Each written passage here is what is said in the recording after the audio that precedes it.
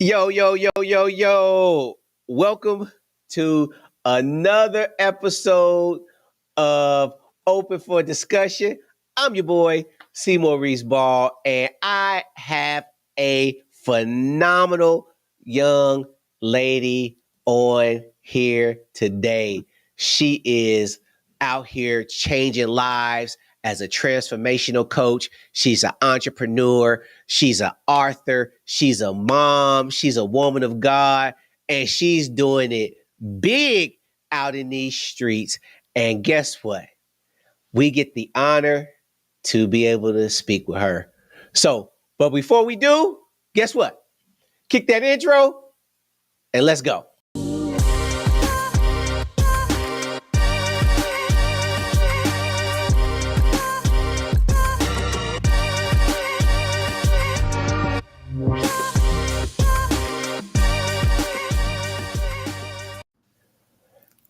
Well, well, well. Hello. I'm presenting to some and introducing to others this amazing, phenomenal woman of God right here, Miss Angel Carmell. How are you doing today?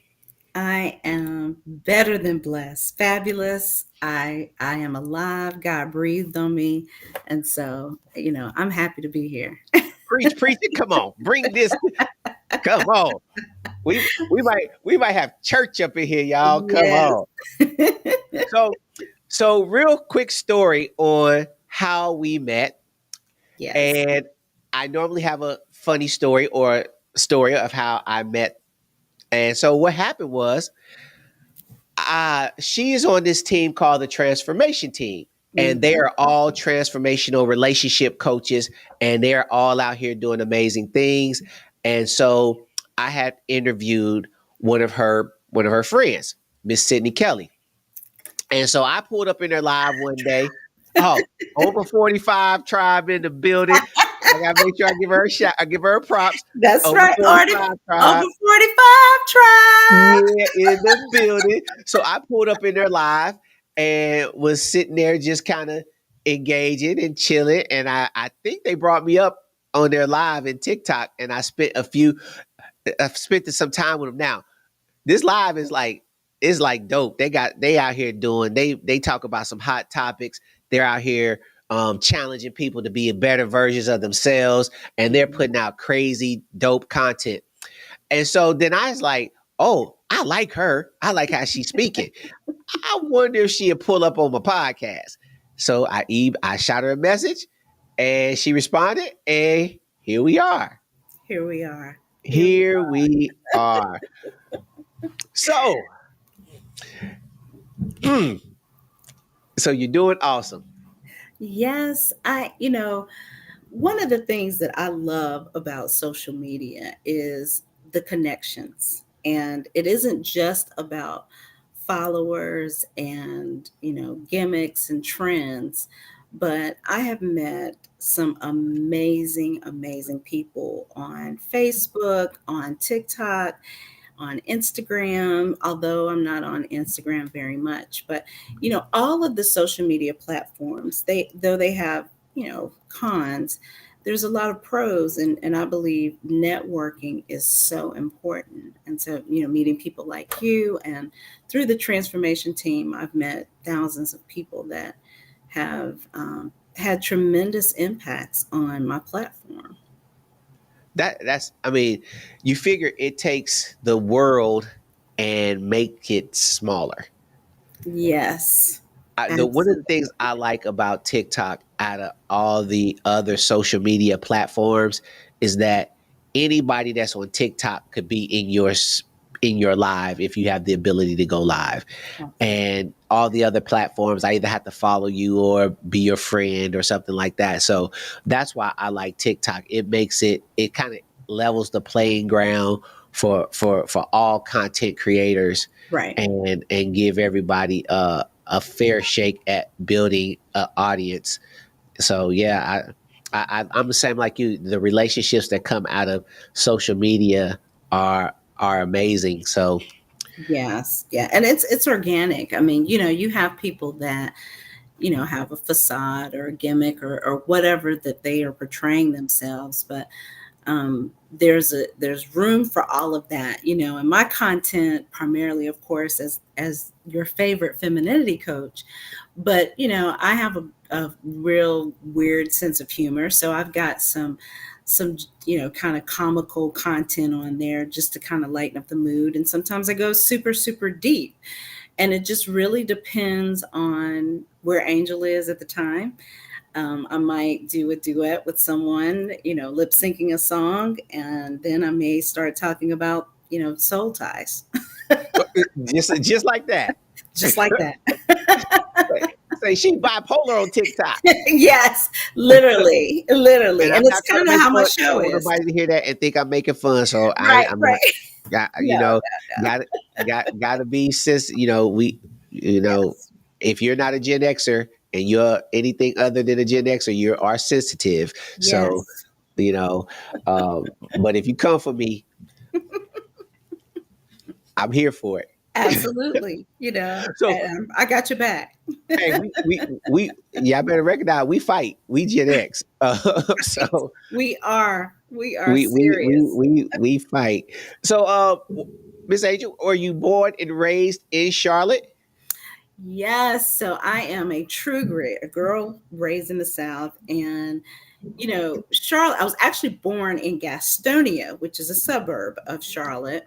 And I lived in Gastonia till I was about 7. And then the rest of my formative years in Charlotte until I went off to college to the North Carolina Central University, Eagle Pride. Okay. And Charlotte is one of those places that it's a big city town, if that Yes. makes sense. It's a big Yes. city country town. And so they, though it's really densely populated now, so much growth, anytime you bring professional athletes, athletics into a city, it's going to grow. And we are the third largest banking capital in the world. So there's a lot of e-commerce here in Charlotte, and but it's not too big that you're overwhelmed or swallowed up like the Atlantas and the New Yorks.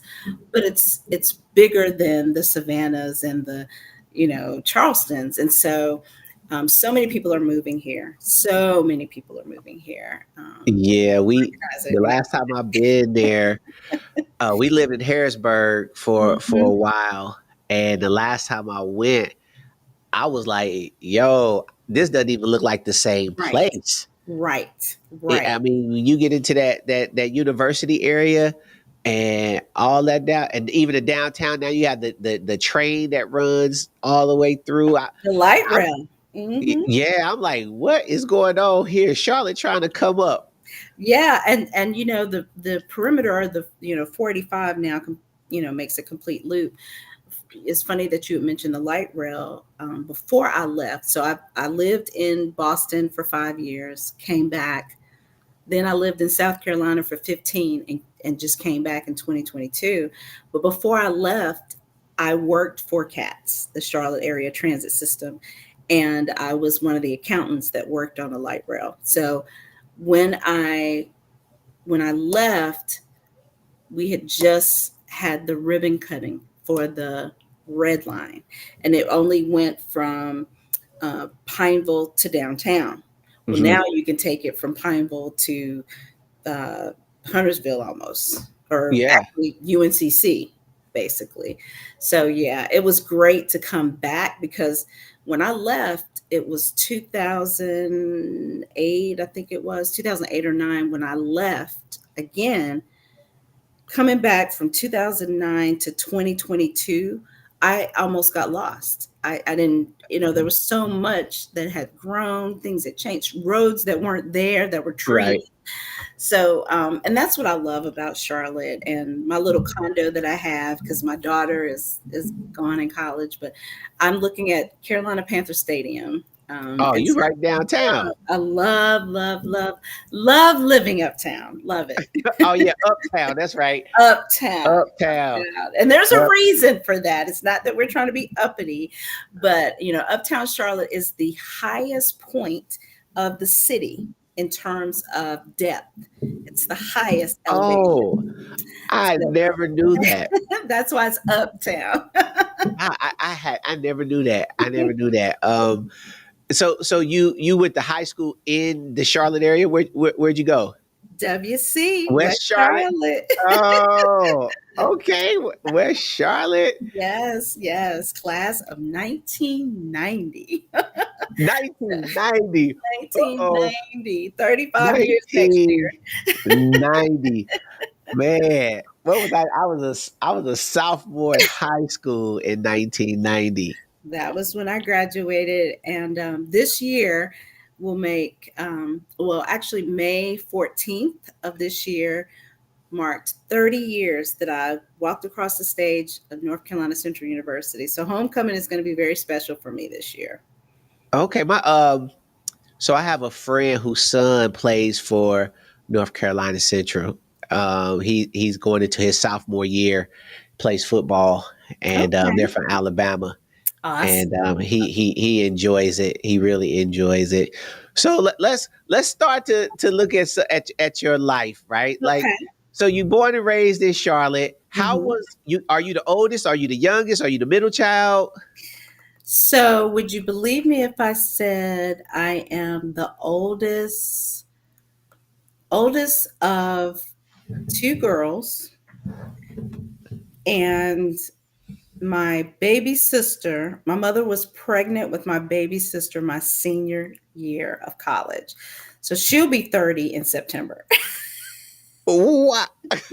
Your mom then was tripping. She thought she had the flu. Like what? You Thought she grown, had the flu. grown. I was grown, grown. Everybody thought, my sister was a little baby, that she was mine. And it's like, no, that's my baby sister. So everybody was really whispering, saying that's really That's her baby. And her parents is mhm, just taking it out so she could mhm. take care of her, Exactly. so she can finish Exactly. school. Hmm. And they can almost say that, except for the fact that when I graduated from Central, my mother was 7 months pregnant and she was big pregnant. So there was no, people knew that that was her baby.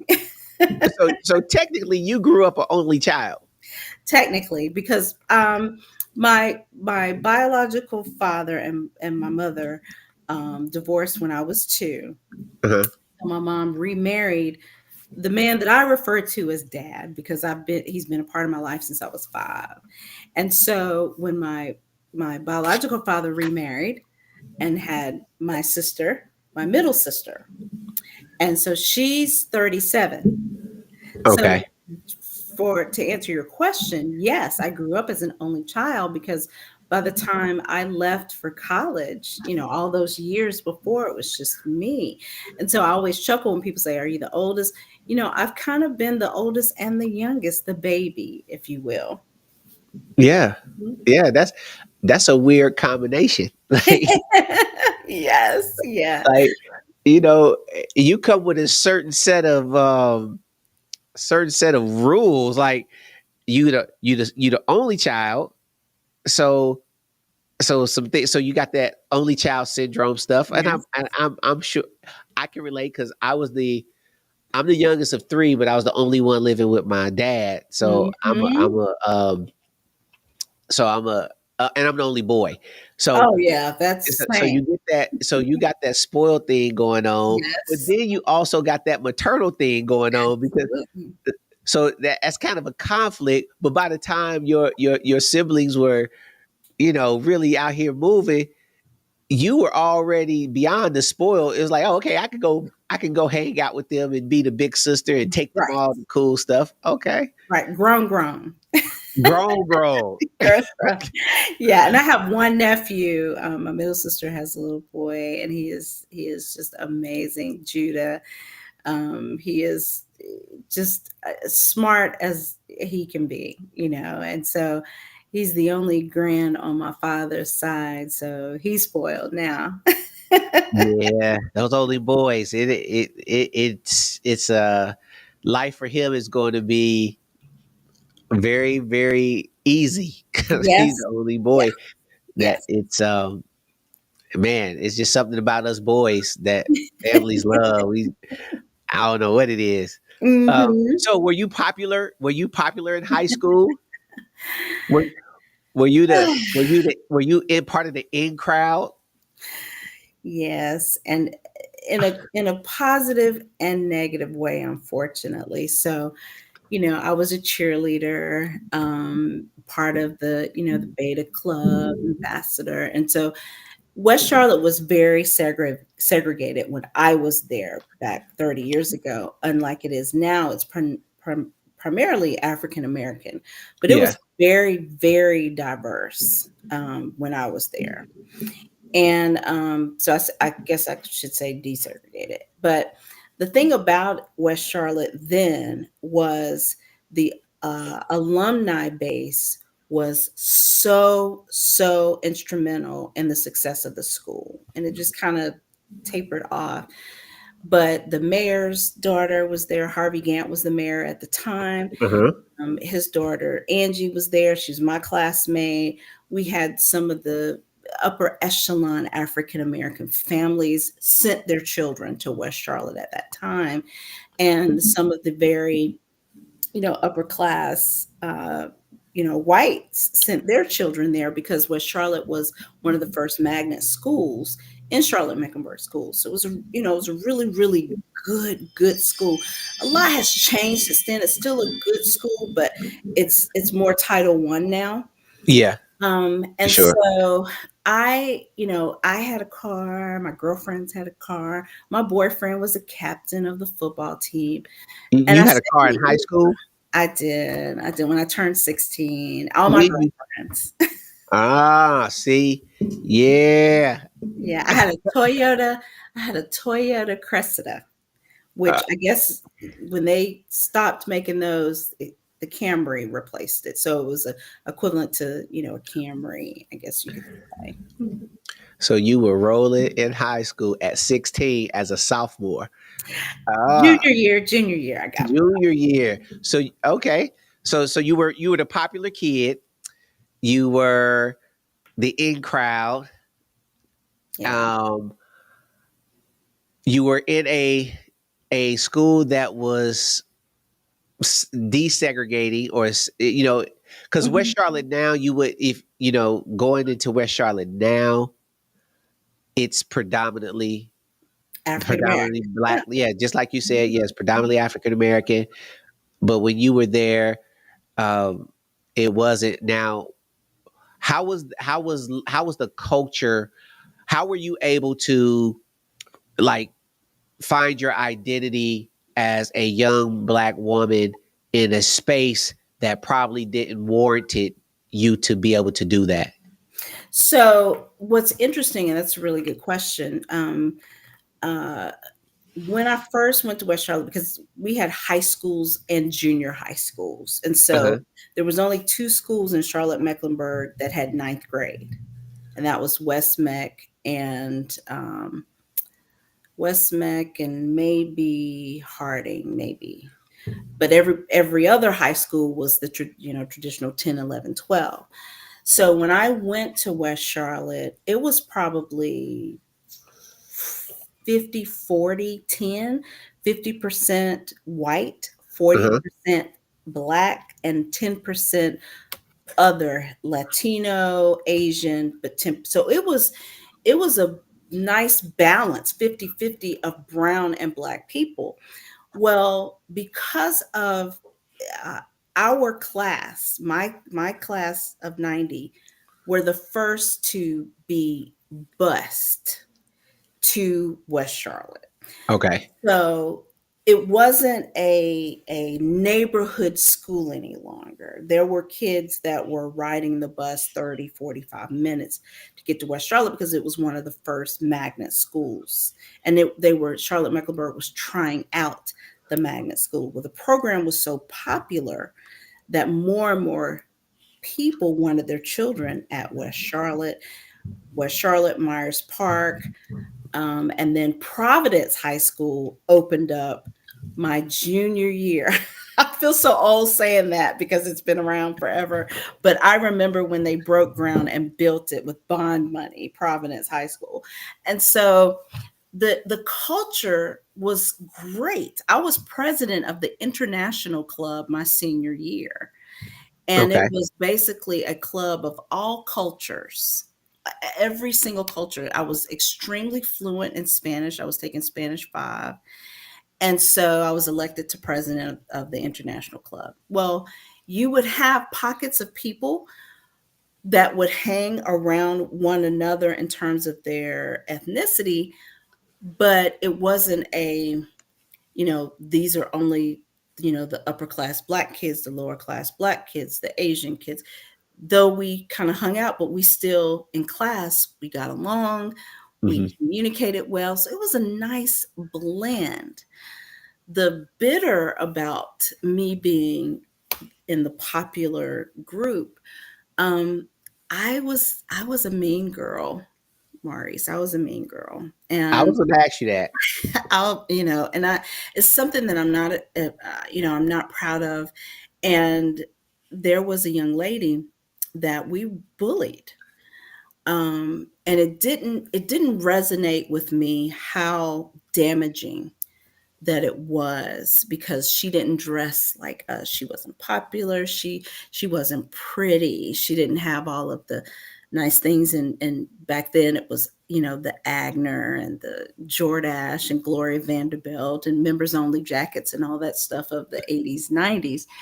And we picked on her every single day, every day. Mm. And fast forward to my 10-year reunion. I was married.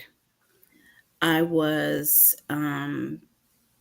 broken completely. My marriage was falling apart. It was volatile.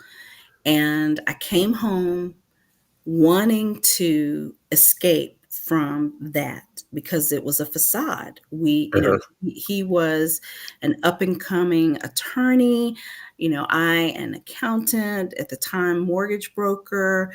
We lived in Cambridge, not far from Harvard Square. So from the outside, we were this utopian couple. And so this broken person in my designer wear comes down for my 10-year reunion, and I saw this beautiful woman with her husband. And I knew she looked familiar, but I, didn't really know a whole bunch of people that weren't popular. And we had these ridiculous name tags that had our high school portraits on them. And in 1990, I had like half of my hair was up here and the other half Oh, was you had the big hair. yeah, I had the stacks or whatever it's called, and this asymmetrical thing going on. And I was like, I can't believe y'all put this picture on. They was like, that's how people will recognize you. So this woman comes over to me and she's like, "Hi, Angel," and I was like, "Hi," and I'm feeling bad because I don't know who she is, and I'm like, God, I was such a snob in high school. And she introduced herself, and I thought about it, and she shared with me her maiden name. And I was like, "Wow, you look amazing." And she's like, "This is my husband." And she said something that I will never forget. She said, "I just want you to know that I had to get psychiatric treatment for 5 years when I graduated from high school." Wow. And I'm standing there and I'm like, "Oh my God." And she said, "But I've forgiven you all for how you treated me. I'm glad that you treated me the way you did, actually, because had I not gotten the treatment that I needed and became a better person, I wouldn't have met my husband." And I'm sitting here thinking, this woman was bullied by these girls who thought that they were the best thing since sliced bread. And here I am, a wreck. When I say a train wreck, and here she is, this beautiful butterfly. And I'm like, wow. And I was thinking to myself, if you only knew. And so tear, one first tear comes down, the second tear. And she's like, I don't want you to pity me. She says, I'm sure that you've got this great life and, you married probably. And she mentioned the quarterback. And I was like, no, I didn't. And she's just going on and on. I was like, stop, just stop it. I was like, I'm a wreck. I'm a train. My marriage is falling apart. And then I start unloading all this stuff at my reunion. And she's looking like, what? And she grabbed my hand and she prayed with me Wow. at my 10-year reunion. So after that, I decided that I needed to talk, to people. So for once I came back to Charlotte, the first place I went was to West Charlotte, and I spoke to the girls about bullying. Mm. And I used that experience. And what's interesting about bullying and that particular experience, I tell the story, but I don't say what part I play. And every single school that I went to, people assumed that I was the one that was being bullied. Every Mm. single one. And so when I told them that story was about me, I'm a bully. And the girls are like, and I said, everything that glitters isn't gold. And we have to humble ourselves, especially when we know that we've done something that hurts people. And I keep in contact with her on social media, and I'm so glad that she forgave me. And so now I have zero tolerance for bullying, zero tolerance, because I know, the damage that it could do. That like that is amazing when the outcome is amazing. The Yeah, journey to the outcome for her was very challenging. But yeah, one of the things about bullying that bullies don't recognize is they don't recognize that they're actually hurting somebody. absolutely. We're just doing what we doing. I don't even know if the term bullying was even a word. Right, And like growing up for us, it was it was just normal behavior. right, right. And it's one of those things. You look at some of the 80s movies, like Pretty in Pink and some of those other movies, and there's people with those behaviors in every single one of those movies, Yeah. and nobody really thinks about the psychological damage that it causes. And when I really start to step back, even before I started to go through my coaching certification, I realized that words hurt far more than a fist. And those words, the things that we said to her, the position that we put her in, I mean, just cruel things. And we laughed and thought it was funny. Right. And then for her to say that to me, and there was another one of my classmates, one of my girlfriends that I hung around was standing there, and she was like, was that, and she said her name. I don't want to say her name. For sure. And I said, yes. And she was like, oh my God, she looks beautiful. And I was like, that really stinks. And she's like, girl, she said, I had nightmares thinking about the way we treated her. Wow. So it affected all of us except for three of us. It was five of us in our little crew. One of my girlfriends was killed in a parasailing accident right before our 10-year reunion. The other one committed suicide, and another one had more children than the little woman in the shoe. And one of my girlfriends and I, we always say, we got out, but we didn't, because I had two failed marriages, one extremely volatile, the other extremely volatile in a whole different way. And I, for a long time, I thought that God was punishing me for what happened and what I did to her. And I got it. I was like, you know what? I deserve that. And then I was like, God, give me a break. And I think I've paid enough. And his voice so audible said, child, I died on the cross for your sins. I'm not condemning you. You're condemning yourself. So Uh, then I had to go through that journey of forgiving uh, me. And I was hmm. blaming God for not forgiving myself. And God was like, I've already paid the price for you, girl. You better get it together. Come on. Because the word says no condemnation. So I'm like, I'm the one. And so the guilt, your own guilt will destroy Yes, you from the inside out. absolutely. And so it was eating away at me like a poison.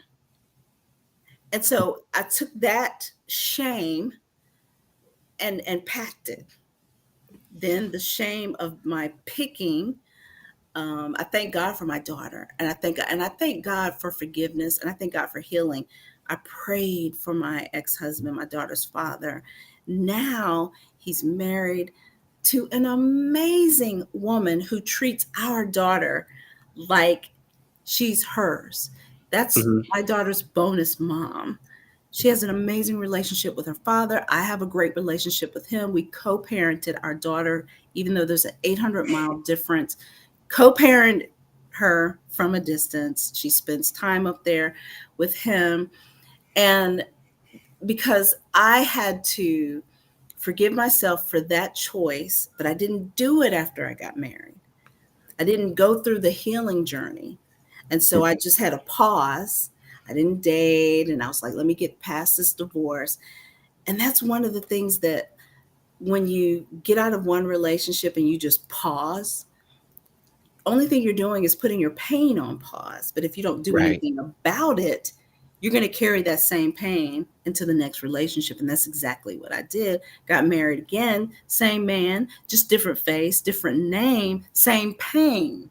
Uh-huh. Only until after my second divorce did I realize, and that's when I asked God, I was like, God, really? I mean, I know I was a horrible person in high school, and I know I did this, and I started naming all of this stuff. And, I know I was a wild child in college, but can you give me a break? And I promise you, it was like God was sitting right beside me, and his voice was so clear. And he said, I have already forgiven you, but you've got to forgive yourself. And then the work began. And Yeah. that's when I became, Angel Carmell, and went through my coaching certification. And now that I've healed the little girl inside of me, that is my calling, is to help women find their little girl, heal her, and be new. Whew. Okay. So, so I'm just data collecting here, right? Just I'm listening and I'm saying, okay, you know, from one incident of bullying and unresolved closure, unresolved, some at some point during that journey, each one of y'all probably looked back and was like, we were really horrible to this young lady. And because there was no way to ask for forgiveness from her in the moment, it spawned whatever it spawned within y'all that caused y'all to be able to that caused these things, open these doors for Yeah. access. And then Yeah. and it's like wow, I ain't never look at it like that though. Like you don't look at the you look at the bullier. I mean, you look at the person being bullied, but you never look at the results of that from the person who's doing the bullying, and Exactly. how they're what came out of their life. Like it's crazy. That's crazy. So now you transition. I mean, because you went into some pieces, and we're Yeah. gonna Yeah. fill in the pieces. But so you graduate, and then you go into college, carrying this. Now, was your transition into college an easy one?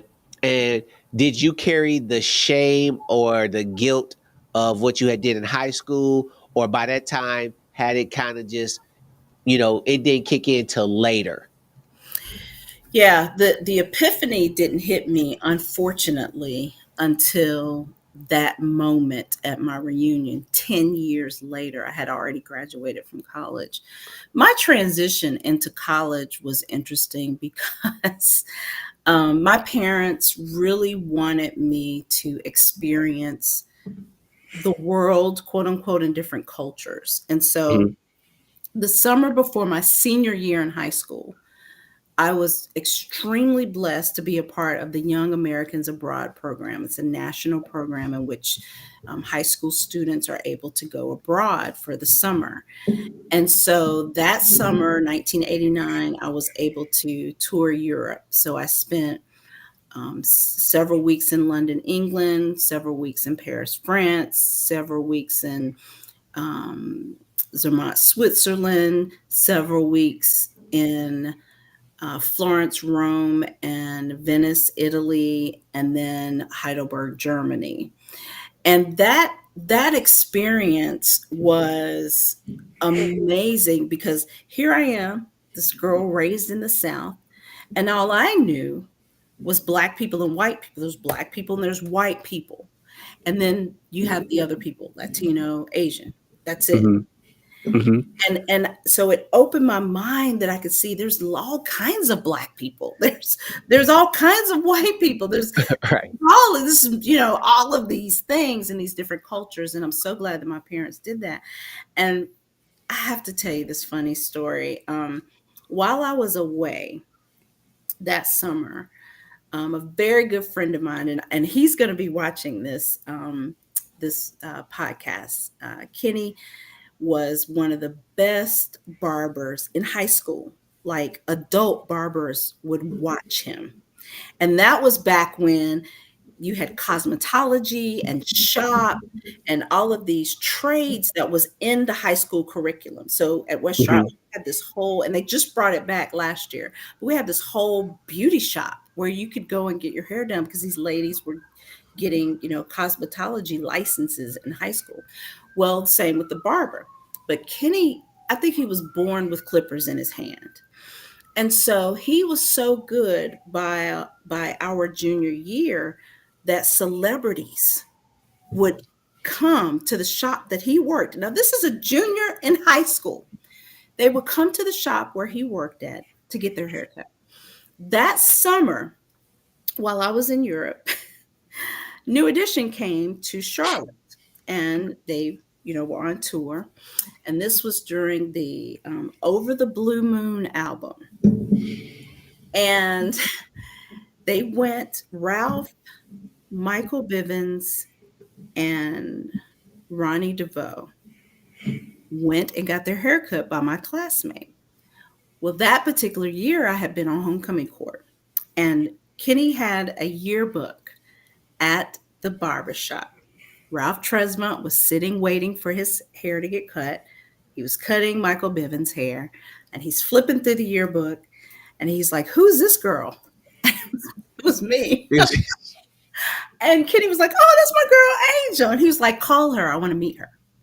He was like, just like that. He was like, "Yeah." He's like, "Okay." Now, of course, there's no cell phones. So you're calling the house. Right. Now, I'm in Europe. So my mother answers the phone. Now, to give you some idea of what my room looks like, because I had my own line, but I told her, I said, "Mom, you've got to answer the phone to let people know I'm out of the country." He answered my phone. Well, I have a huge picture of LL Cool J, Rock the Bells, with no shoes, Uh-huh. the red pants, the red sweatpants, and the Kango. Yep. I've got another picture of New Edition, the whole group, and then another picture of poster of Ralph Tresvant. And then I have all these Right On magazine pictures. I know you remember Right On Oh magazine. yeah. Yeah. All every time they were in Right On magazine, New Edition is off. So these is on my wall. So Kenny's calling, my mom answers, and he's like, "Hey, and he's like, "This is Kenny. I go to West Charlotte with your daughter." And she's like, "Oh, well, she's not here." And he said, "Oh, do you know when she's gonna get back? Because Ralph Tresvant is here." And he's now my mother is like, "Who?" And he says, Ralph Tresmont's here from New Edition. And so she looks around and she's like, oh, the group? She's like, yeah, I'm looking at his picture on her wall. And he's like, oh yeah. He said, well, he wants to meet Angel. He wants to send a limousine over. That's all my mother needed to hear. She said, put him on the phone. So Kitty, and he's like, let me tell you. She was like, let me tell you something. My daughter is not a groupie, and she is not the type of woman that is, or young lady that's going to get in your limousine and come to anywhere for you. We don't even know you like that. As a matter of fact, I don't care that you're on tour. My daughter's on tour. She's in Europe, and she's going on and to Ralph Tresvant. And he's like, yes, ma'am. Yes, ma'am. Oh, So, of course, I don't get to talk to my parents but twice because the phone bill at the time, it's not like now. So right. the 2 times that I called them, the phone bill was like almost $1,000, right? Well, when I talked to them the second time, I was in Germany and it was the tail end of the trip. She said nothing to me. Nothing. So I come home from Europe. I have a couple weeks before school because I'm gone the whole summer. And Kenny calls me and he's like, hey, you're back. Did your mom tell you about what happened? And I was like, no, what happened? So he tells me the story and I scream, Mom! And she's like, what? And I was like, Mom, did you talk to Ralph Tresvant? She was like, yeah. She said, well, I hope you don't come back to Charlotte because I will call the police on him. I mean, she was so angry that he wanted to send a car for me. And I'm looking at her like, are you kidding me? Then I would have jumped in the car. Yeah. You know Yeah, I'm mom. in the car. Yeah, mom.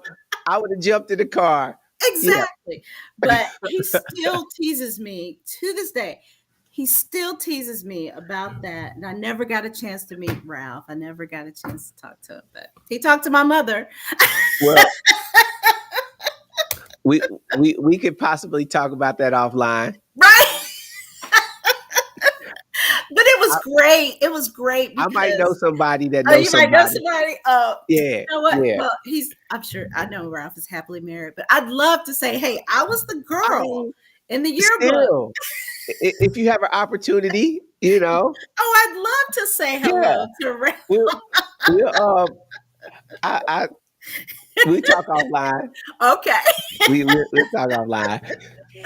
So now you're in now. How was your relationship with your parents growing up? What did you? It seems like you have a great relationship with your mom Yes. and your stepdad. Did you have a great relationship with him?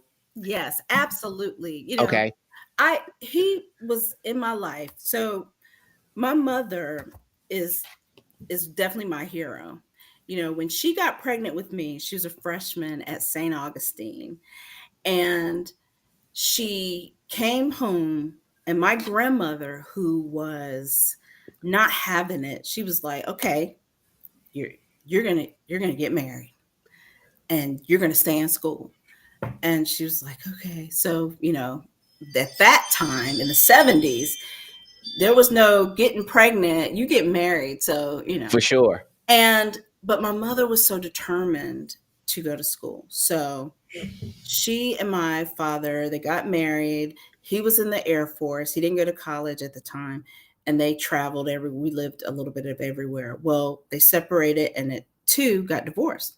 Well, my mother came back to North Carolina and my grandmother was like, what you gonna do? I mean, you got one more year left of college because she transferred to UNCC. She's like, I'm gonna finish. So she finished school with honors. And when she was taking a law class, she met my dad, the man that's been in my life since I was 5. Hmm. He was teaching it. Oh, okay. He's like a student teacher. He was like just a few years older and they went out and hit it off. And next thing I know, they're happily married or whatever. And so I lived in the house with him and my mom, and he was and still is amazing. So when I talk about my dad, it's Hmm. my stepdad, but that's dad. And I didn't have a great relationship formatively with my biological father. Um, Not the way I'd like it to be. And even still, it's different. But, he's very much a part of my life, my sister. But he also recognizes that I was raised by, another man. Hmm. And so I had a very good childhood. I mean, my father, lawyer, my mother, high school principal, two professionals. I was an only child until my senior year in college, when my mom thought she had the flu and had my sister. And I can honestly say, I won't say silver spoon, but I will say it was Cosby-ish. Okay. Um, Okay. but my parents made me, I had a little job, even though I had a car, I had to put gas in it. I worked at the library. I was a library page. Okay. And the people's like, what's a library page? I basically was the one when you all don't put the books back, and I would catalog the Dewey Decimal System, which isn't even a thing anymore. So I'm pretty sure you could walk into the DC Congress, the Library of Congress, and go find a book. As to me, I'm like, where this book at? Yes, yes. I know, like, the references are in the 400s, the nonfictions are in the 600s. Yeah. I mean, I don't even know if they have that anymore, but that was my job as a library page. It was almost like an assistant, but they called them library page. And it was a great job. And that's where I got tenured with the city of Charlotte. I became Okay. tenured with the city of Charlotte. I had a great, I would say, high school for me, other than the bullying, was great. I went to Piedmont Middle School, was one of the few middle schools that had six, seven, or seven, yeah, six, seven, eight, nine, because there was only two high schools that had ninth grade, and then Uh-huh. we had junior highs, and then two middle schools. And I loved school. I loved school because I was able to socialize. I was an only child for the most part. So when Right. summers was kind of boring, even though I had neighborhood friends, I'm ready to get back to school, hang out with my friends. So really good. So in your having an example of married parents, right? Hmm. You had a great example of a positive male Yes, as that gave you affirmation and validation. absolutely. Now, when so now you're in college. Pretty sure Hmm. you're probably dating a little bit. So Hmm. you went to A lot college. You bit. went to Where'd you go? North Carolina Central University. There we go. And then you joined a sorority. I'm guessing. Delta Sigma Theta Sorority Incorporated. You not gonna represent it? Throw up the you ain't gonna. Oh, there we go. We gotta hold it down. We'll make sure we put that in there, y'all. She's holding it down now. So Yes. so you transitioned through college. How old were you when you first got married? Your first marriage. How old were you? So, um, 24, 24. I was a baby. Okay. I was a baby.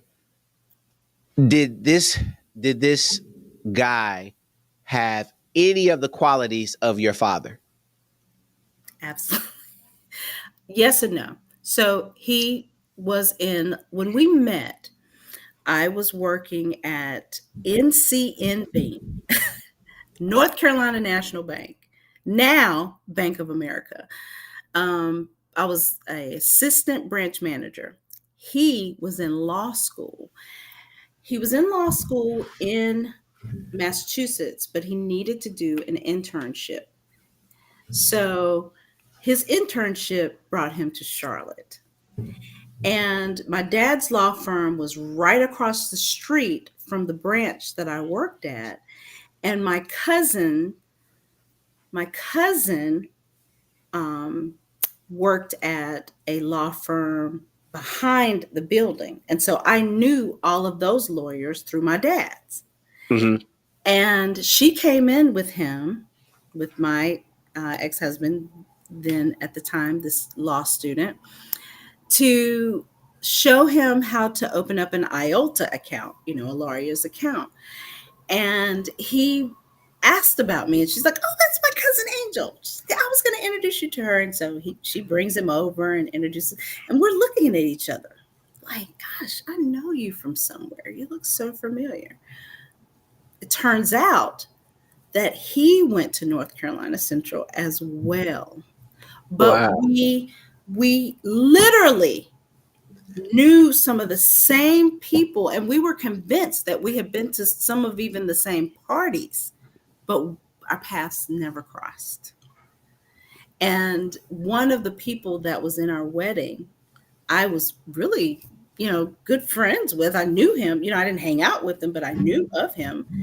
And it was so crazy that, there's 6 degrees of separation. And he's very charismatic, as is my father, lawyer, good head on his shoulder. He's a kid. And I was a kid, Mm-hmm. too daggone young to get married. So that meeting happened in January, and I can't remember if it was 96, 97. Meeting happened in January. We went out every single week that he was in his internship. Right before he finished his internship, right when he was getting ready to graduate from law school, he proposed. And I said yes. So we went from meeting in January to getting engaged in June. Okay. And then, so we were like, okay, this is fast. And he's like, I can't be away from you. You're in North Carolina, I'm in Massachusetts. But my parents and his mother, because his father was deceased, said, we got to have a wedding. You have to have a wedding. You can't just leave us and go to Massachusetts. So I had this ridiculously huge wedding, 15 bridesmaids, or Of course. 35 people in the wedding party. I mean, the reception was at Founders Hall. If anybody from Charlotte knows, Founders Hall is humongous. We got married in the chapel at Johnson C. Smith. I mean, just huge, crazy, big wedding. A year later. So during that year, we were flying back and forth. I was planning a wedding. We're both kids. Mm-hmm. And everything that my father taught me, I was his little girl. He was my first date. You know, everything that he taught me went out the window. Okay.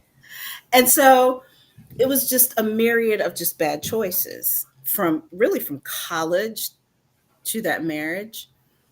And it was extremely, extremely volatile. Extremely. And I made a promise to my daughter that I would leave it at that, because her her father is delivered. Her father loves Jesus Christ. Her father is an amazing father. And part of our journey was two snot-nosed kids, too young to get married, and just made a myriad of mistakes, one after the other. And I had been in college, and after the short period of time after, extremely, extremely abusive relationships, physically, mentally, emotionally. And so all of this baggage Mm-hmm. wrapped up in this little kid. I had my daughter when I was 29, almost 30, and I suffered from postpartum depression. And at first, I thought it was just the typical mommy's blues, until a friend of mine that I met up there came to visit me in Salina, My daughter was like a month old. And she was like, something's not right. She's like, this is more than mommy blues. And she was right. I was literally having a complete nervous breakdown. Mm. And so she forced me, rightfully so, to call my parents, who knew nothing about everything that I had experienced in my marriage, nothing. And I remember calling them on a Wednesday morning and saying, I'm not going to make it to Friday. Now imagine your daughter calling you 800 miles away and saying those words to you. Oh, we pulling up ASAP. My mother didn't ask any questions. She said, "Are you do you need to come home for a little bit?" I said, "No. I want to come home. I want to take my baby and I want to come home." And they drove 18 and a half hours from Charlotte, North Carolina to Cambridge, Massachusetts with a U-Haul, their car. They had a couple of my cousins, one of my cousins' husband, and they were trailing each other, packed me and my then 3-month-old baby, put everything they could in the U-Haul, and I left Cambridge with my baby. Well, I first commend you for making a choice to get out of there. Um, and I'm not trying to have you to rehash any of that stuff um, to a point, but there's in that in the volatile volatility of it. Is that a Yeah, word? the volatility. Yeah, okay. In the volatility of it, there are life experiences that you pulled out of it. There's wisdom that you pulled out of it. There's pages on the story of a book that's being written that is helping somebody else's life be transformed. The question that I have, it's a two-part question. One, was there any signs that you've seen that you ignored? And two, what made you stay as long as you did? That's a great question. The first part of that question, were there signs? Absolutely.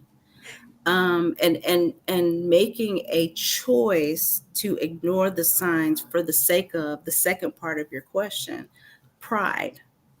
Okay. So there was this Black couple in Cambridge, Massachusetts, one of the highest, you know, cost of living places that you could possibly live, that really from the outside had everything. I had my sorority sisters there that I had connected with because I didn't know anybody in Boston other than his family. I know no one. So I had to get a new hairdresser, new nail person, new friends, new whatever.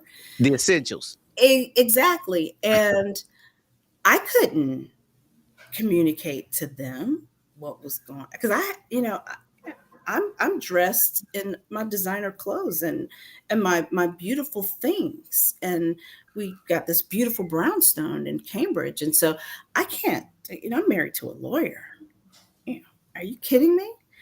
I can't tell anybody that my stuff stinks too. Right. So that was part of it. The second part of it is it was more important to me to not fail. I looked at getting out or the freedom as failure because I had aunts that had been divorced. I had my mom, she was divorced.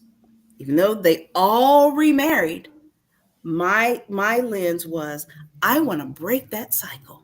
I'm going to Uh, be the one that's regardless of what's happening, which is so toxic. And when I found out that I was pregnant, I was ready to leave then. But then I said, well, I'm going to be okay because now I have this baby. But that wasn't the case. And so when I started to realize after I had her, and that was in and of itself was a complete life-changing situation for me because I went into cardiac arrest and eventually into a coma trying to give birth to my daughter. Wow. So I had preeclampsia or toxemia, So this hypertension, pregnancy-induced hypertension, that toxin in my body almost took me out.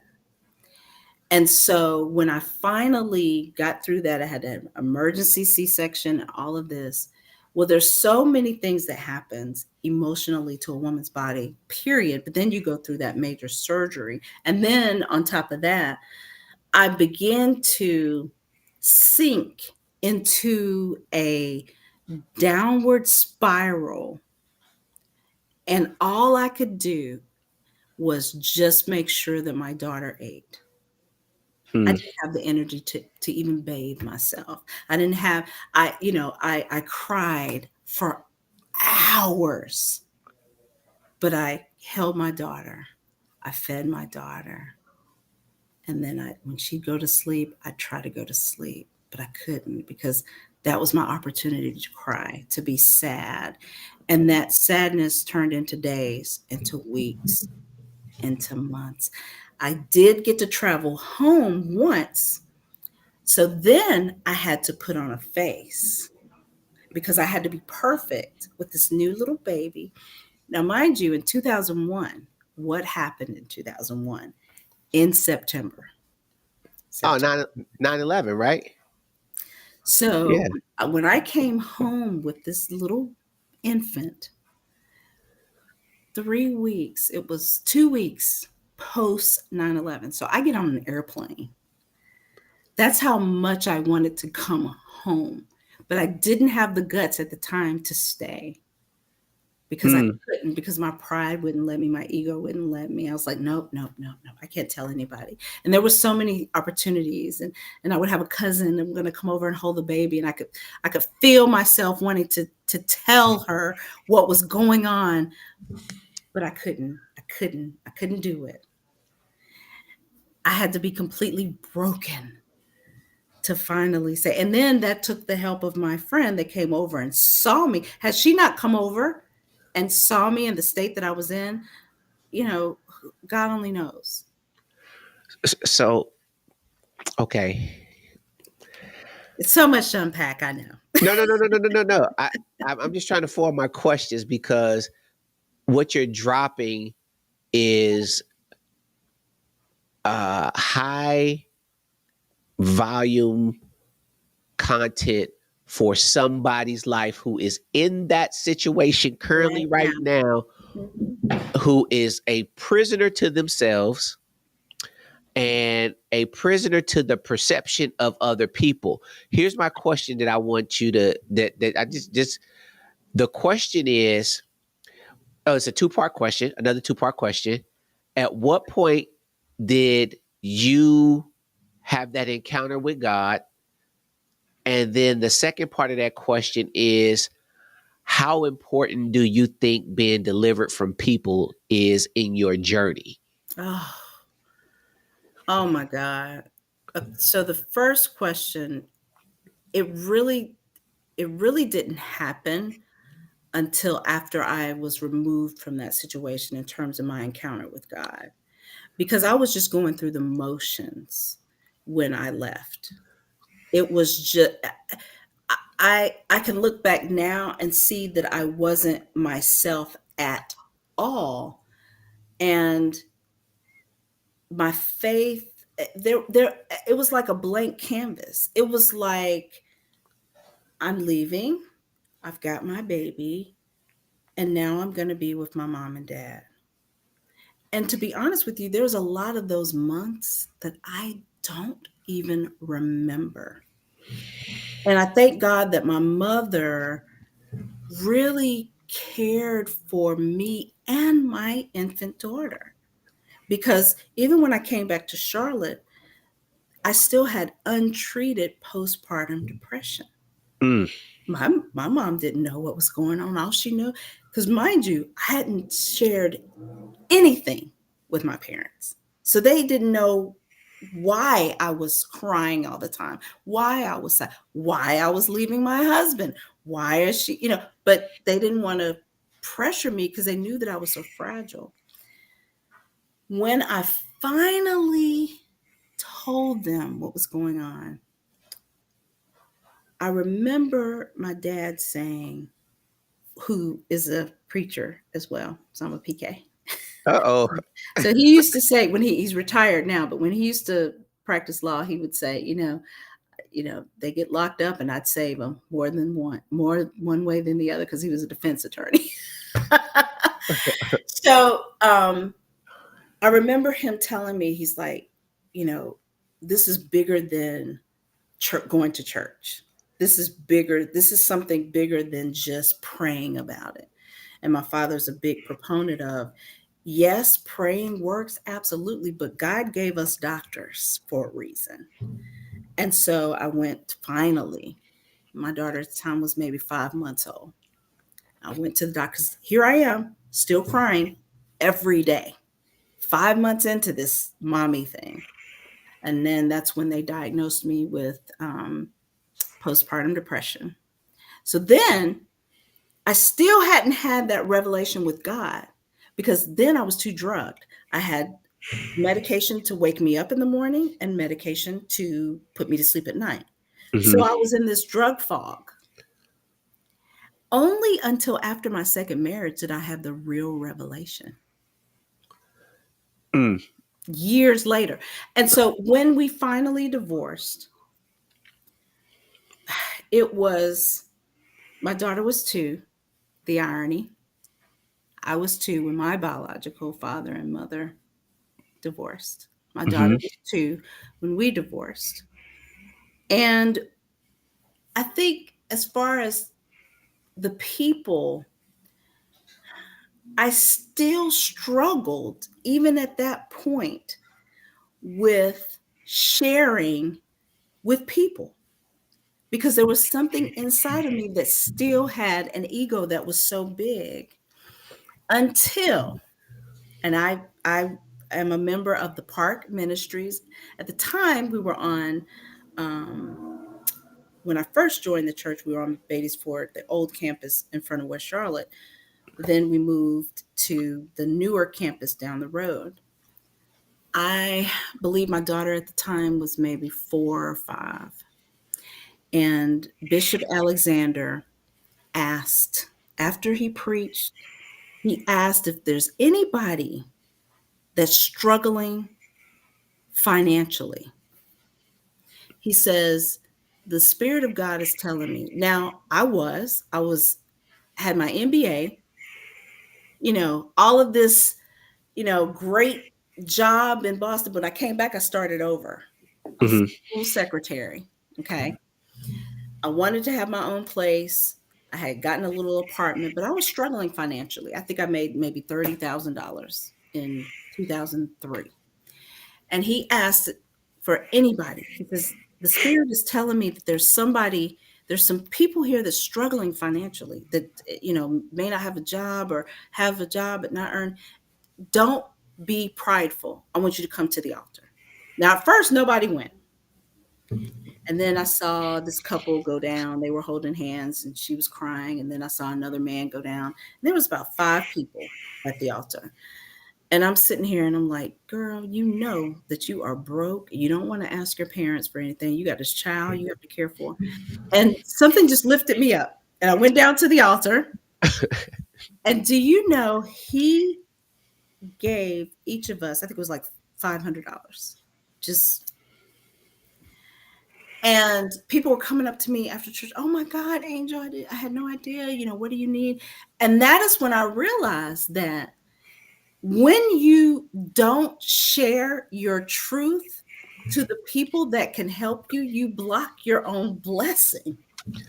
100%. So A I closed told mouth my don't get story. fed. A cult closed mouth. So then I started, going to therapy and really just unleashing all of these things. But then I stopped. I Mm. went for 8 months. I was like, oh, I'm healed. I'm great. I'm fantastic. So then after that 8 months, I did nothing. I dated here and there, but I didn't do any healing. I didn't do any work on myself. I still had ego, still had pride, did the online dating thing, met a guy who was a police officer, protection. Mm-hmm. He was a minister, covering. Covering. Mm-hmm. I'm good. I don't have to do anything else because I've got this amazing man. I'm fine. Every single red flag that I needed to look for, totally ignored. Totally everything my dad told me, totally just went out the window again. Mm. My picker was broken because I was still broken. Right. So you get two broken people together, you've got to crumble. You've got pieces. You got pieces, right? And so what did I spiraled again? Same thing. Then 3 years into our marriage, he becomes a pastor of a church. And that is when I picked up mask. So I was ashamed of who I was, but too prideful to communicate who I was. So then I said, well, I'll be somebody else. So I wore And the mask of First Lady. So I yes, put that on. the pressure of first lady, right? I wore the mask of a police wife. I put that mask on. I was really active in Delta, became president of my chapter. So I put that mask on. So I put mask on top of mask. So then I didn't have to be the person that I was ashamed of, the person that just didn't learn her lesson, the person that, couldn't barely dress herself because she was so depressed. Then I put on the mask of hoarder. Then I put on the mask of a shopaholic. Then I put on the mask, and it was just layer after layer after layer. I put on the mask of a masculine woman. I Mm. made more money than my husband, who was a pastor and a police officer. I made more money than him because I have the MBA. He doesn't. I'm Mm-hmm. an accountant. He's not. I'm a professional. So then I started telling him what to do. So I thought. Then I wanted to run the household. Uh-oh. Then I told him, you cannot touch my daughter in discipline. You can tell her what to do, but you cannot spank her. You cannot spank your son because we had a blended family, or spank your daughter and me watch. Then I tried to intervene. So I'm wearing all these masks and they're so heavy, Mm-hmm. so heavy. And unfortunately, one day my daughter was acting out because I'm wearing all these masks. I don't have time for her or the other kids for that matter because I'm going through the motions. I'm being all these other people for everybody else. So she starts acting out. Mm-hmm. And he then says, it's either her or me. The ultimatum between him and your child. my, Okay. my birth child. He literally said, I can't live up under the same roof with her. So you're going to have to decide. So then I start spiraling, crying for hours, not eating, because I legit thought that I had to make a choice because I'm not going to get divorced again. Are you kidding me? I am first lady. People can't know that we're not perfect. Mm. Or spiraling. And then nervous breakdown number 2. Only until I completely separated. COVID happened. So I'm in my own thoughts in isolation. Then so much of my life couldn't be hidden anymore. I got laid off from the accounting firm that I worked for. I'm separated from my husband. Everybody knows that now because I'm not at church anymore. I've moved Mm-hmm. out of the house. I'm in my apartment, broke, depressed, COVID. And that's when That is when God's voice so audibly, because I asked him, I said, God, my God, I was horrible in high school. I was Oh, ass in college. I was, I did all these horrible things. When are you going to stop punishing me? And his voice was so clear, Mark. His voice was so clear. He said, Angel, I paid the price on Calvary. I been forgave you. You are condemning yourself.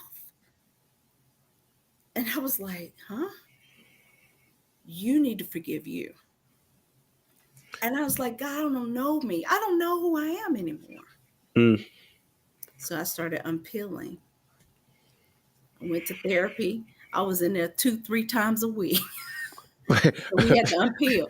And she had to tell me, Angel, you got to tell me the truth, the whole truth, and nothing but the truth. And she would call me out. That's not true. Tell me everything. What happened here? What did you do here? What did you not do? What happened? And the mask started falling off, falling off, falling. And then I was like, I really like Angel. She is dope. Right. I didn't know who she was for almost 20 years. Like I know you felt some joy when you finally got to the last mask, and when that mask didn't come off. Right. That's when you realized that you were dope, right? That's when I realized I was dope. And also healed, Healed or to healing. healing. Healing. Yes, healing. Because I Yes. think that when you have adversity, when you have tragedy, when you have trauma, healing is a process that you really don't fully heal because you still have scars. So I like to say my evolution, evolving, because Okay. as I'm learning, I'm healing because I don't know everything. I haven't experienced everything. So there's still every now and then there's a trigger that I have to hone in on and deal with. And it's things that may have not seen that road since I was 25, but then I circle back and, oh, that's a familiar place. What do you do with that? How I know that my healing is evolving is how I handle it when I see or am confronted with the trigger. Because there are certain things that can come up. People say different things. Men that I go out with that may say something that looks like this husband or this woman would say. And when I wasn't healed, it would be like, oh, get back, like water to a Dracula or whatever. Right. And so now I can sit back because I did something that so many people have a hard time doing when they're broken, and that is accountability.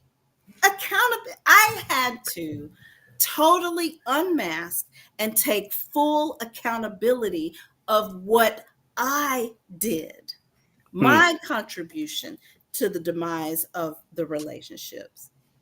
All of those things that I mentioned that I did that was not favorable, I had to hold myself accountable. And so now I realize in this whole evolution, this journey, being a femininity coach, I had to find that last mask. That last mask was that little girl. Mm. And so when I found her, I was like, hi, Angel. Let's sit back and let's talk about where did this come from? Where did you stop being a little girl made of sugar and spice and everything nice? And I Mm. grabbed her hand and I started to heal her first. And then the woman that I am today. Woo wee.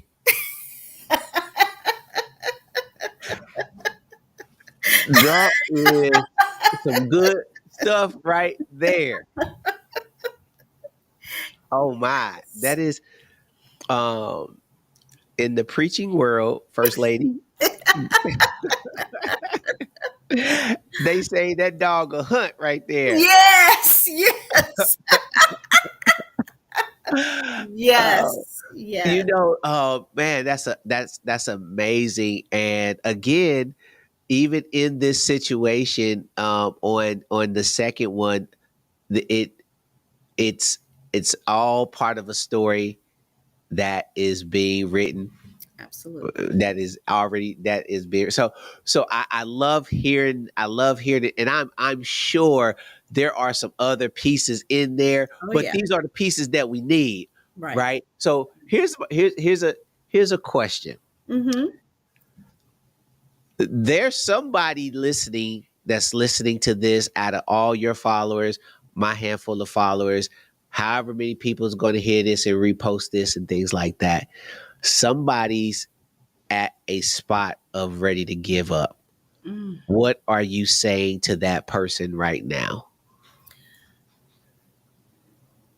No matter how bad it looks, no matter how much pain you are experiencing right now, you can't give up because God has already kissed your future and said it is so. Mm. And listen for his voice in silence. And you may be alone, but you're not lonely. And I bind loneliness because when you tell yourself that you're dealing with this by yourself and you're lonely, you're saying that God's love isn't sufficient.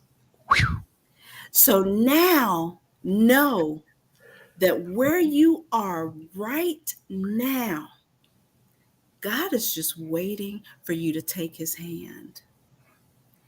There is nothing that you've done that's too hard for him. And God loves you, and I love you. And I want you to know that you will come out of this situation as long as you grab his hand. Remember, you have to look at him to grab his hand. Don't be like Peter and take your eyes off Jesus because you'll start drowning. Ooh-wee. You got to look at him to take his hand. And he's going to take your hand. He's going to take it. No matter what you've done, no matter what you've done, no matter what you've allowed to happen. You may not have done anything, but you might have been in a situation that you've been in too long. It doesn't matter because he loves you regardless. Don't give up. Get Mm. out of the boat and keep your eyes on him. That's what I Woo- tell them. Woo-wee. You just encouraged me. I'm not quitting. Don't quit. Don't quit. Jesus, grab my hand. Grab my hand. And when you ask him, he'll say, "Baby, I got you." I promise you he will. I promise you he will. So you take all this life experience and you become a femininity coach, Yes. right? Yes. So for those, here's her book coming out in the future, right here. So Yes. we're gonna take a look at that. The Power of Femininity. You can go get it at her website, and let me put that up as well so y'all can kind of take a look at uh y'all can take a look at that. And oh, we can do that right there. So Mhm. what I want y'all to do is scan the QR code, and that QR code is going to take you to either one of these sides are going to take you somewhere. One is going to take you to her book, which you definitely need to cop. I'm about to pre-order mine right now. Y'all need to get up on that, um, and really buy and support what she's doing. Support this book.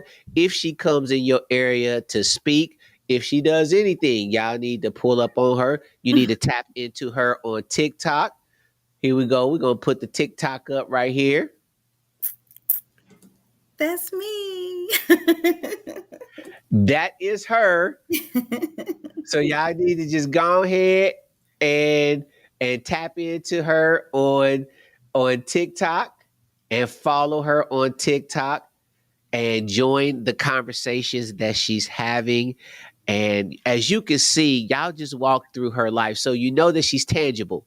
You know that she is right here, right now, Yes. um, experienced in some of the things that you all are walking through. And she has a wealth of knowledge, and I am just really honored that she came and pulled up and took time out her I'm honored. busy day. She could be doing anything, but she decided to come and hang out Yeah. with me and just share her story, and in hopes that somebody's life is changed and touched. Now, with that being said, oh, there's Yes. another thing. There's a cruise that Yes. they're doing, and the QR code. Let me see if I can put that back up there. We're gonna put that Mhm. QR code back up Yes. there. The And cruise. one of these are the crews. I Mhm. don't know which one, but can them both. One of them gonna take. I think the one on the left is going to be is the cruise. Now, she has partnered with an amazing group of coaches. Yes. Now, three of the coaches that are on this cruise been on this show. Three of them. I had three of them on here, three of the coaches, and they're all doing phenomenal things. They're all pushing people into a greater version of themselves. Yes. And y'all gonna be on the cruise, which means you can get turned up a little bit. I mean, as much as you can. As much as you can. We're gonna keep it in about a two, because anything else, it, it, you got to redact that stuff. And Right. Right. but they're going to be doing some amazing coaching. They're going to be doing some amazing things with what they're doing, and they're running a contest that if you come on to their show and you say and you tell them who you there to support on this cruise, they got gifts. So Gifts. uh, Good gifts so too. they giving stuff away because they have it to give. They Yes. want to they Praise the want to Lord. bless y'all. So this is the cruise is really great. Her book is dropping. When is your book actually drop? So it's still with the editor. It is scheduled to be released out, mailed out to everyone that pre-sales in August. So it's Okay, right around the corner. right Mhm. around the corner. So I'm a cop my book so I can be the first one, get one of that first batch of books that come out. Yes. Uh, Yes. I would dare to say, maybe I could send it back to her and she'll sign it and put her autograph in it or something. But I mean, I might just pop up in Charlotte because we still got people there. So, So every single person that purchases the book through pre-sale, because eventually it'll be on Amazon, but everybody that purchases it through pre-sale will have an autographed copy. oh, see, look at that. All you got to do is ask, Yes, but you and you have to get it shall. during pre-sale. You can't wait till Right. after it's already out. Don't be buying your book on Amazon and then jumping into her live on TikTok asking for her address so you can send her your book so she can sign it. No, she ain't No, doing that. no, no. We that's not what you do. Pre-order, Pre pre-order, pre-order, pre-order Absolutely. the book and support Miss Angel Carmell. Now, I have one last question for you. Okay, shoot. What is something that you didn't pay attention to when you were younger that you had to learn the hard way? Ooh. Oh gosh. Something that I learned when I was younger that I had to that I didn't pay attention to, that I had to learn the hard way. I had to learn that my parents was really big on making sure that I didn't lose didn't lose the foundation of what, they built a very strong, sturdy foundation for me. And part of that foundation, obviously, was church. And when I got into myself, like the old people say, start smelling myself, Mm-hmm. I turned my back on the church after my marriage failed with the pastor. And I had always heard about church hurt, but I didn't fully understand what that looked like. And my parents would always say, don't listen to that. There, church is your foundation, is God, and you take everything to the Lord and all that. And I knew that, but I allowed me to get inside myself and the pride and the ego to really distance me from not the brick and mortar, praying, Mm. talking to God, and life will kick you in the behind when you take 100%. your eyes off of. So I got out of the boat with Peter, but I didn't ever get to walk on the water. As soon as I stepped out of the boat, I started drowning because I did not look at Jesus. I didn't look at God. And so through this journey and through all of this pain and all this trauma, the lesson I had to get my behind kicked, literally, for me to realize that everything that I needed was on that boat, guiding my path, and I had taken my eyes off of it. Even when I thought that the church didn't love me anymore. Mm. Even when I thought that the church family that was trying to pray my marriage together, why are they doing that? Why are they praying for us to be married? We're awful together. There was, all kinds of things, infidelity, all of those things. And so I was like, this is church. That wasn't church. That's a brick and mortar building. Church Mm-hmm. was in here. Mm-hmm. But I, I didn't realize how important, or didn't bring back to my memory what my parents had instilled in me, the importance of never losing the church that's in here. And so life had to literally kick my behind. And I wake up and hear that audible voice of God saying, you got to forgive yourself. You're condemning you every day. So life is kicking you and you're kicking you. And when I realized that my faith is more than a brick and mortar building, it's Mm. more than the deacons and the trustees, it's more than the ushers and the choir, it's more than all of that stuff. It's always been right here. And now my faith is so much stronger. Had I still held on to what was foundationally built for me. And so hindsight, of course, is 2020. I'll never allow people or a religion or a hymn or any of that stuff that makes church. I'll never let it drive me to the point where I don't know who I am anymore, because that's not who God is. I can have church right here in my condo looking at the Panther Stadium. Come on. And Come on. see, and sometimes I do have church like that. So that was an amazing response. I can really ride that pony for a long time, because I personally believe in the body, the ecclesia, the called out ones, the church, us as the body. Right. I'm not about to get on that because this ain't about me. But Gotcha. I can ride that pony Hmm. uh Yeah. to that thing drop dead. Right. Right.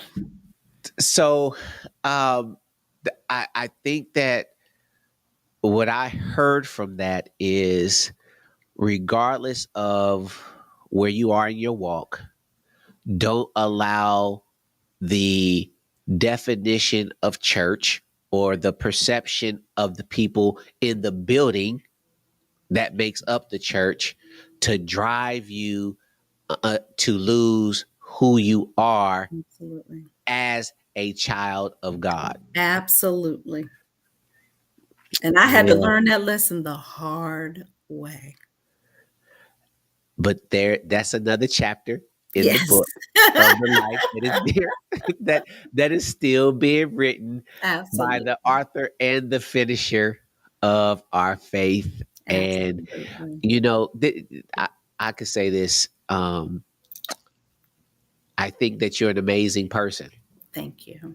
and I think that your your platform and what you have to share is going to touch and change lives, and it may only touch and change one, And that's and that's totally okay with all me. that's all it needs for that one to go out to be a world changer. Absolutely. So yeah, this was, I had fun with this. I did This too. This is great. This has been this a was this was great this conversation. was great. You got anything else you want to say to the people? So I just want to, I want to thank you, Mari, so much for inviting me to be a part of your podcast. And I love to see people that look like me opening up about so many different things. We talked about mental health, we talked about forms of abuse, we've talked about all of these different things that have been so taboo in our community. And so I'm so glad that you are bringing it to the forefront. And so I appreciate that. I appreciate all of the amazing friends that I have on TikTok. I hate to use the word followers, but my all of my friends, the 30 plus, I don't even know. I think you mentioned the however many thousand it is, Yeah. and the 7 or 8 thousand fans or whatever that's called on Facebook and all of that. I am so blessed to have each and every one of them. And I'm thankful that God has given me the discernment to know whose platform to go on, because I don't go on everybody's podcast. Well, I feel special. I've turned down quite a few. I and and she did this before she even knew that I'm married to her. Delta. See, it was that crimson and cream vibe coming That's what through. it was. That she sensed it, so she was like, Right. "Hey, dang, There's that something cat, about that brother. His yes, wife's that a cat right Delta, of there, he course. got to be married to a Delta." Yep, yep, yep. Exactly. Well, look, this has been great. Hey, y'all, look, y'all been hanging with Seymour Reese Ball and Miss Angel Carmell. With that, hey, I love you like a play cousin, and I'm out. Peace.